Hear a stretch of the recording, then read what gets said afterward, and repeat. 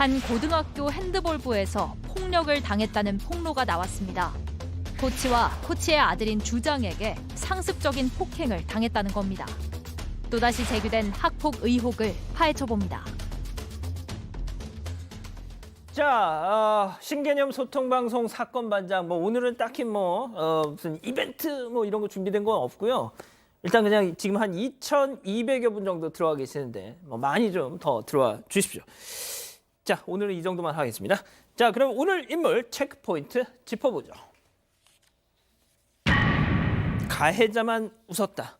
자, 이게 그 학교 핸드볼부에서 무슨 학폭이 있었다 이런 주장인 거죠? 네, 맞습니다. 저희 어제 뉴스룸에서 단독 보도했던 내용인데 피해의 운동 선수 피해자를 이제 인터뷰를 하기도 했는데 어떤 내용인가 보면은 학교 운동부 핸드볼부였습니다. 여기서 이제 폭력을 당했다는 폭로가 나온 건데요. 이 핸드볼부가 있는 한 고등학교에서 코치와 그리고 선수로 있던 코치의 아들이 상습적으로 폭행을 했다는 그런 폭로입니다. 그래서 이 피해자 같은 경우에는 결국 운동을 그만뒀는데요. 이 코치의 아들 같은 경우에는 주장으로 있었습니다. 그래서 이 피해자 같은 경우에는 원래는 핸드볼 선수를 꿈꾸면서 이 핸드볼 명문인 이 고등학교를 입학하기 위해서 타지 생활까지 했는데 계속되는 이런 폭행으로 1년 만에 운동을 그만뒀다 이런 이야기를 했습니다. 자, 저는 이거를 보고 나서 좀 어이가 없었던 게 코치와 코치의 아들인 핸드볼부의 주장이 학생을 그러니까 부원을 같이 때렸다. 와, 이게 어떻게 이런 일이 가능할지 모르겠는데. 자, 그러면 이 당사자 피해 학생의 목소리 잠깐 듣고 가시죠.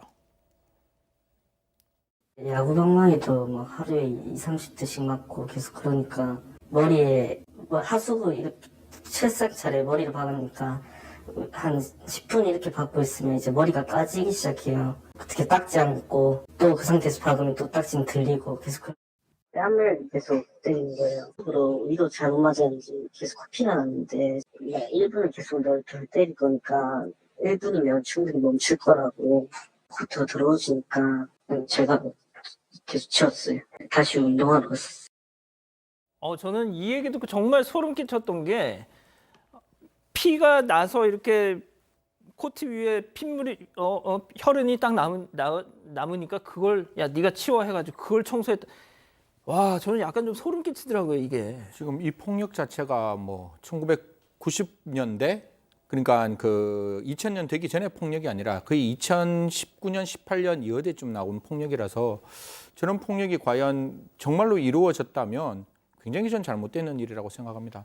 사실 우리가 이야기하고 있는 과거에 체육을 할 때 그러한 어떤 선후배들 사이에 좀 이렇게 그 운동을 강하게 하고 그다음에 단계를 만들기 위해서 안에서 있었던 여러 가지 폭행도 분명히 우린 잘못되었다라고 이야기를 하는데 지금 같은 경우에는 방금 앵커께서 말씀 주신 바와 같이 주장, 코치의 아들이 주장, 그 코치와 코치의 아들이 집단적으로 저렇게 만약에 폭행을 계속했다면 그런 부분에 대해서는 분명히 밝혀져야 한다 이렇게 말씀드릴게요. 자, 그리고 말이죠. 제가 앞서도 잠깐 얘기를 했지만 코치 그리고 코치의 아들인 핸드볼부의 주장, 그러니까 부자에게 폭행을 당했다. 그렇죠.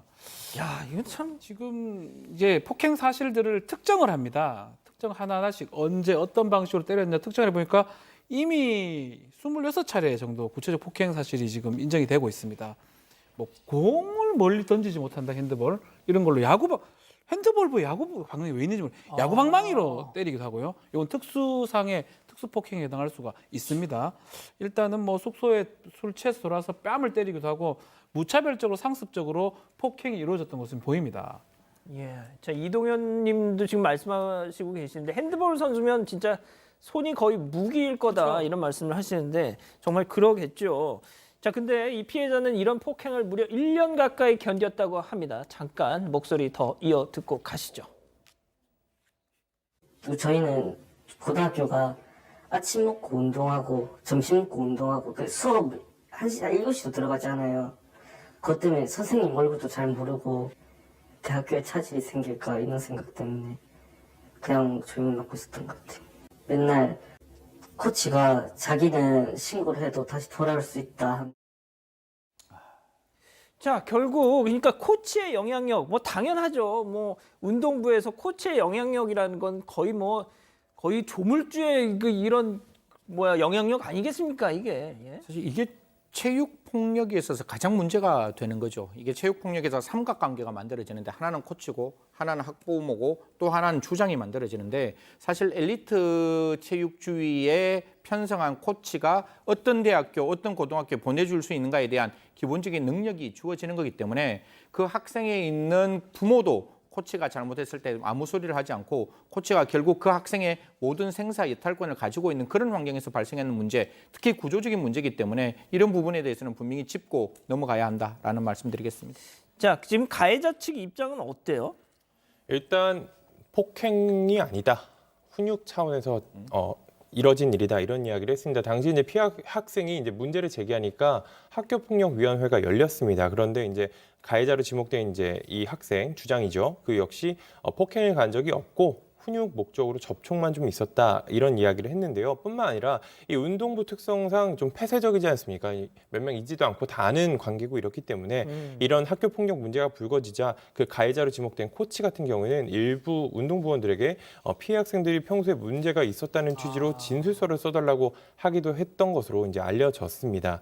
그런데 이제 학폭위에서는 이제 폭행의 정도나 빈도가 심각하다 보니 이 가해 학생에게 전학 처분을 내렸는데요. 이 경찰 같은 경우에는 수사를 해서 지난해 9월에 이 두 사람 모두 기소 의견으로 검찰에 송치를 했습니다. 저희 JTBC 취재진이 이 가해 학생 측의 의견을 듣기 위해서 입장을 듣기 위해서 수차례 연락을 취했지만 폭행 여부 등에 대해서는 이렇다 할 입장을 밝히지 않았다고 합니다.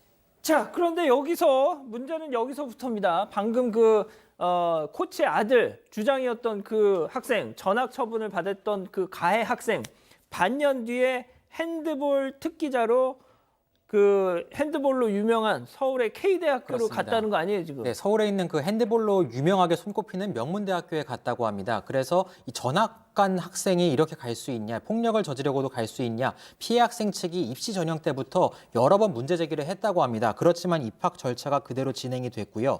대학 측은 이달 초에 입장을 밝혔는데 공개된 평가 기준이 아닌 사유로 이 학생에 대해서 입학을 취소하기는 어렵다, 이렇게 밝혔습니다. 자, 근데 보통 이 학생 기록부에 학폭위 그 결과 이런 거 내용이 남지 않아요?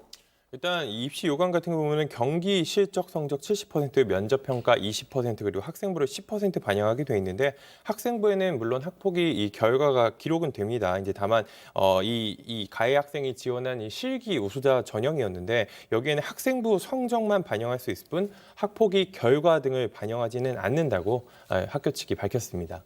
자, 변호사님, 지금 저 학교 측의 반응, 입장 좀 어떻게 봐야 될까요? 일단 이게 이중 처벌 같은 게 좀 문제됐다고 생각이 듭니다. 원래 같으면 서울시 교육청 같은 경우 지난달 학폭으로 전학 이상 처분을 받았을 때 체육 특기 자격을 잃게 하겠다. 요 대책을 내놓겠는데 이게 한 개 처벌이 아니고 똑같은 걸로 두 개 처벌 받는 걸로 이중 처벌 문제가 돼가지고 이게 시행을 하지 못하고 있는데 지금 학폭 많이 문제되고 있잖아요. 이거는 앞으로 조금 더 고려를 해야 될 것 같아요. 징계하고 이거 달리 볼 수도 있기 때문에 이중 처벌이 아닐 수도 있다고 저는 생각이 들거든요. 예, 그렇군요. 알겠습니다. 이 정도로 좀 정리를 하죠.